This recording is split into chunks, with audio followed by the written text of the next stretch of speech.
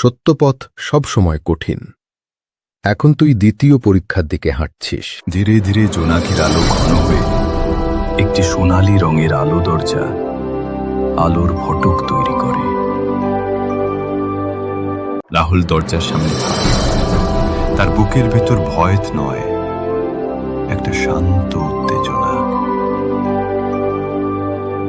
এখন আমি বনের হৃদয়ের দিকে যাচ্ছি।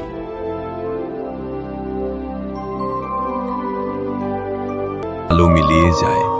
রাহুল দেখতে পায় এক বিশাল গাছ। গাছ নয়, এক জীবিত প্রাচীন সত্তা। তার শরীর গাছের কাণ্ডের মতো, হাতগুলো শিকড়ের মতো, আর চোখ ধীরে জ্বলে ওঠা পৃথিবীর নিজের আলো।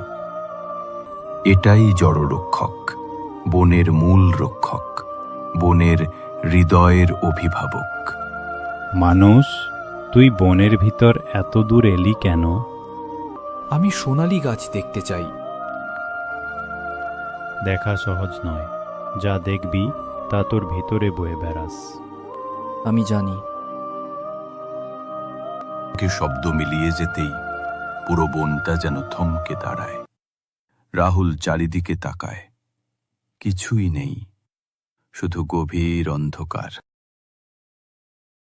আলো ছাড়া অন্ধকারটাও উষ্ণ, কঠিন নয়, যেন কোনো স্মৃতি অপেক্ষা করছে। ধীরে ধীরে একটি চেহারা তৈরি হয়, তার মা। রাহুল থেমে যায়, চোখ জলে ভরে ওঠে।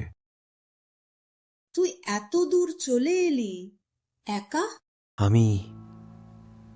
আমি একা নই। তো আর তোর পাশে নেই। এটাই সেই ভয় যা রাহুল কখনো বলতো না, কিন্তু ভিতরে ভিতরে সে ভয় পেত।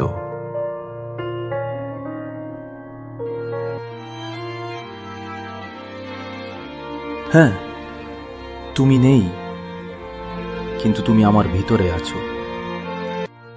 তুমি আমাকে থামতে বললে না। তুমি বলেছিলে, দেখতে চাইলে এগিয়ে যা। মায়ের রূপ ধীরে ধীরে আলো হয়ে ভেঙে যায়।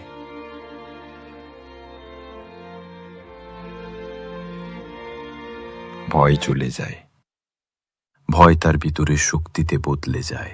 তুই সত্যিই বুঝলি, যে ভয়কে স্বীকার করে সেই এগোয়। তোর পথ এগিয়ে গেল।